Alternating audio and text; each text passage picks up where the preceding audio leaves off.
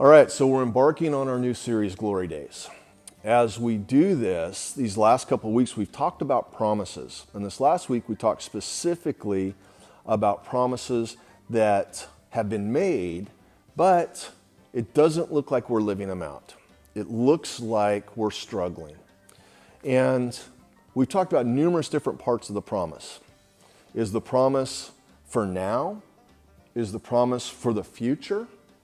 Is the promise for all of creation? Is it for a specific community? Is it for just an individual?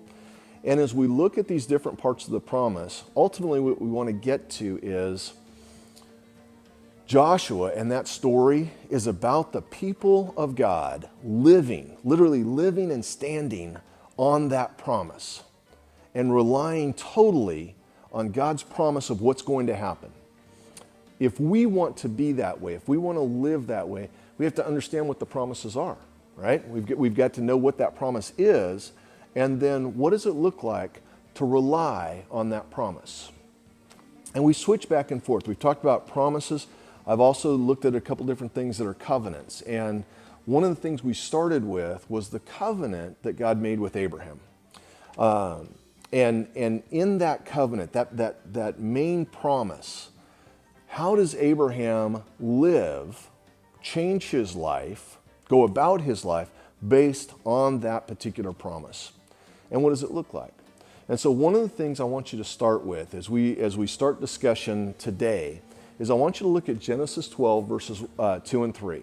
In Genesis 12, 2 and 3, you have that first covenant, that promise made to Abraham.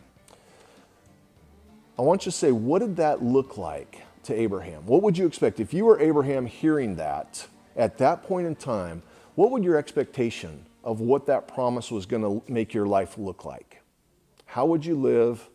What kind of life would it be? And then secondly, if that promise was made to you today, that very same promise, Genesis 2 and 3, was made to you today, what would that look like today? What would that look like for the church and for you as an individual today? And last part, three-part question. Last part, do you think that promise applies to the church? If we are in fact the children of God, does that promise still apply to us today as the church? Why or why not? Go ahead and talk about that amongst yourselves and then come back.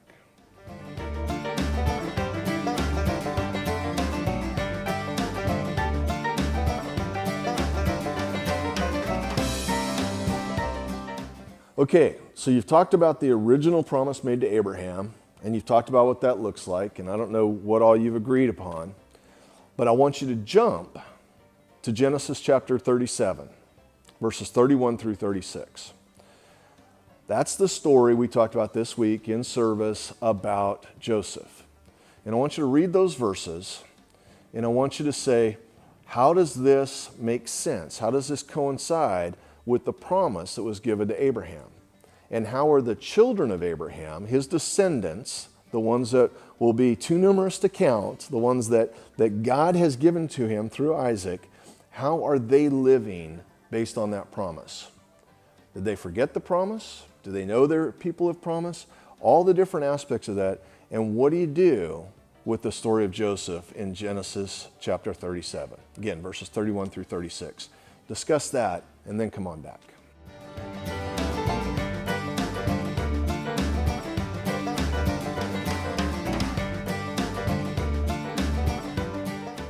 What a kind of cool story it is when you get to Genesis chapter 50 and Joseph can say, look, what you meant to do to harm me, God did specifically to save you and to save all of these other people, that many lives would be saved. And that Joseph has a perspective that is very, very valuable, but that oftentimes is very hard for us to have. And remember, Joseph is saying this some 20 some odd years after he was originally thrown into the pit and sold to a traveling group of vagabonds who ultimately sold him into slavery in Egypt. So you have all that going on. Look at Genesis chapter 50 and Joseph's statement there And tell me, how can you see that in retrospect to your life, or how can you see that as a need, that kind of perspective, as a need for dealing with the trials of this world? Talk about that and then come back. We got one more.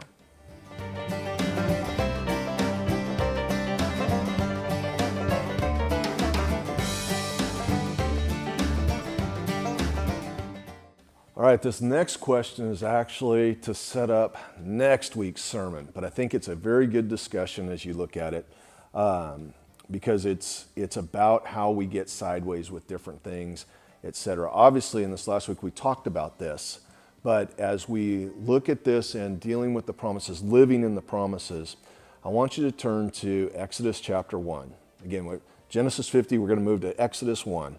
A few verses later, and read verses 1 through 14. And as you read that, we didn't read all of this in service. As you read that, you've got just a tragic scene. You've got a horrible situation coming about for the people of Israel enslaved in Egypt. Not only with their work, but then you have this thing going on with Pharaoh telling the midwives to kill the children. And it's just a absolutely horrific scene. I don't know how anybody could live in that and understand that they were people of promise, that they were God's chosen people to be a light, to be his witness unto the world. Because what that means is that their suffering was part of that witness. And that's very hard for us to deal with. We're going to look at some of that stuff this week, but I want you to do this in your group. Talk about what that means that another Pharaoh came to power, and that completely external circumstance. Obviously, Israel didn't elect him. Israel didn't prop him up or ask for him. This is a completely external worldly circumstance. Another Pharaoh comes to power, and that changes their life. Does that give us a different perspective on how we live in this world? And what does that mean to you?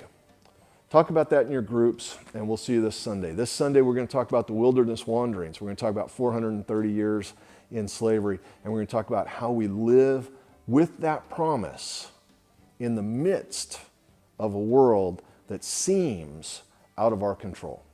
Join us this Sunday.